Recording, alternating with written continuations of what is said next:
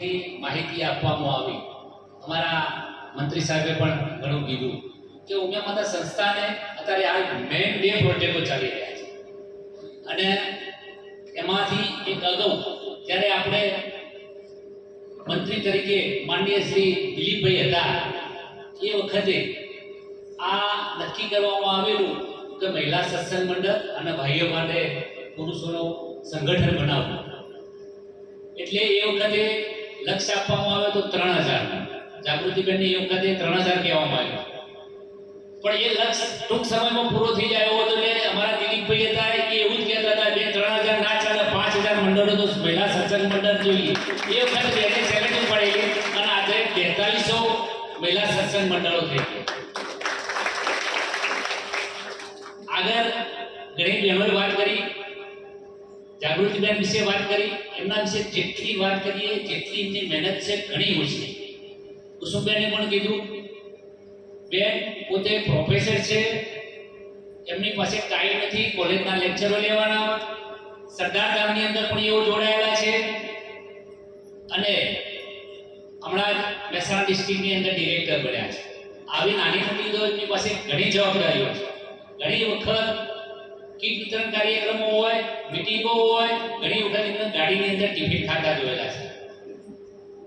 એટલું સક્રિય રહી અને મહિલાની અંદર જાગૃતિ લાવવામાં, એમનું નામે જાગૃતિ છે અને મહિલાની અંદર જાગૃતિ લાવવામાં પ્રથમ નંબર છે. ખરેખર મહેનત સારી છે અને એના દ્વારા આમાં સંસ્થાનો એક જ ઉદ્દેશ છે કે આપણા સુધી મા ઉમિયાનું નામ ઘરે ઘરે પહોંચે, શેરીએ શેરીએ પહોંચે, મલ્લે મલ્લે પહોંચે અને તમે બધા મહિલાઓ સંગઠિત થાવ. અઠવાડિયામાં એક વખત ઉમિયા સરનામાની ધૂન બનાવો અને એટલે તમે બધા ત્યાં ભેગા થશો તો નવા વિચારો આવશે કે ભાઈ આપણે સમાજ માટે શું કરવું, આપણા આવનાર પેઢી માટે શું કરવું, બાળકો માટે શું કરવું, આ બધા વિચારો આવશે. બરાબર? અને છોકરા છોકરીની હવેલીની વાતો હોય અને આનાથી બેન જાતીય વિશે બોલવાની વાતો વધારતો હોય કે સોશિયલ મીડિયામાં આવ્યું પણ ખરેખર એ નુકસાન કરતા છે. એના કરતા મા ઉમિયાનું નામ લઈ આપણે જે આવનારી પેઢીને જે સંસ્કારો આપવા છે, જે સંસ્કારોનું સિંચન કરવું છે, આજની તારીખે આ મોડર્ન જમાનાની અંદર અત્યારે હાલ ખરેખર ધાર્મિક પ્રવૃત્તિઓ કરવી ખૂબ જ જરૂરી છે અને સંસ્થાનો એ ઉદ્દેશ જ રહ્યો છે કે મા ઉમિયાનું નામ ઘરે ઘરે પહોંચે અને લોકોમાં આપણી જે સંસ્કૃતિ છે અને આપણી જે ધાર્મિકતા છે એ ઘણી ભૂલાઈ ગઈ છે અને એને આપણે વારંવાર આ ઉમિયા માતાના નામથી આપણે જાગૃત કરીએ અને આપ સૌના કુટુંબની અંદર, ગામની અંદર આના સંસ્કારો આવે અને આવનારી પેઢી ઉજ્જવળ બને. હવે અમારા માનનીય મંત્રીશ્રીએ વાત કરી કે આપણે પાટીદાર સમાજની અંદર કે આપણે પહેલા ક્યાં હતા અને હાલ ક્યાં છીએ, એ મા ઉમિયાના પ્રતાપે છીએ. એ કાકાએ સરસ મજાની વાત કરી.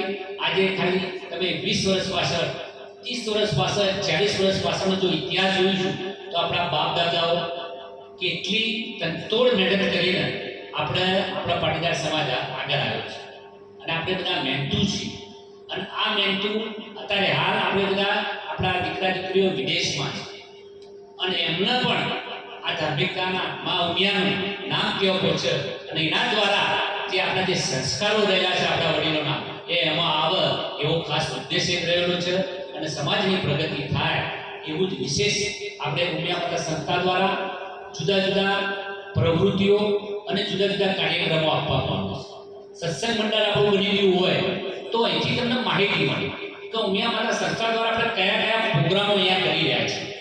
હવે આપ સૌ અંદર જોડાશો એટલે અહીંથી જે પ્રોગ્રામો થશે એ બધી વિશેષ આપણને માહિતી મળતી રહેશે.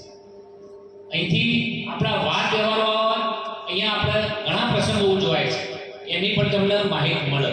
એવી માહિતી આપણે જ્યારે ત્યાં ફોટા મંદિર બનાવ્યું, માતાજીનું મંદિર હોય તો એવા પ્રસંગો આપણે ત્યાં ઉજવીએ. આવો એક ઉદ્દેશ રહેલો છે અને આનાથી આપણે જ્ઞાતિ જાતિના ભેદભાવ વગર આ મા ઉમિયા જગતજનની કહેવાય છે. પાટીદારોની કુળદેવી તો ખરી પણ જગતજનની છે.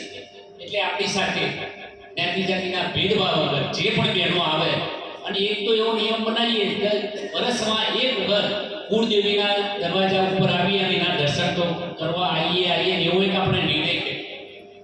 તેનાથી આપણે કુળદેવી હોય આપણા પર પ્રસન્ન રહે. આજે આપણે જોઈ રહ્યા છીએ કે આપણા બાળકો વિદેશમાં છે, ત્યાંથી પણ એ લોકો ઓનલાઈન દર્શન કરી રહ્યા હોય છે. એ લોકો જ્યારે પણ અહીંયા આવે ને ત્યારે એ લોકો એક વખત તો આવે આ આપણી કુળદેવી છે અને આવવું જ જોઈએ. બસ વિશેષ અહીંથી આ જે મંડળો બનાવવામાં આવે એની જે માહિતી આપણે મળતી રહે અને જે તહેવારો અહીંથી જે ઉજવતા હોય એવા તહેવારો આપણા ગામમાં, આપણા મોટા મંદિરમાં અને આપણા મંદિરમાં ઉજવાય. બસ એ જરૂરી. આભાર આદરણીય શ્રી હસમુખભાઈનો. કહેવાનું એક રહી ગયું કે હમણાં આપણે આખો શ્રાવણ મહિનો બપોરે અહીંયા 2 કલાકની 4 થી 6 ની અદ્ભુત અખંડ ધૂન ચાલે આખો મહિનો. તો આવતા શ્રાવણ મહિનામાં તમે બધા ઊંઝાથી બહુ નજીક છો તો ચોક્કસ ભાગ લેજો. અને આ હોલ આપણો નીચેનો સત્સંગ હોલ નાનો પડે એવું થાય એવું આપણે બધા ભેગા મળીને કરવાનું કામ.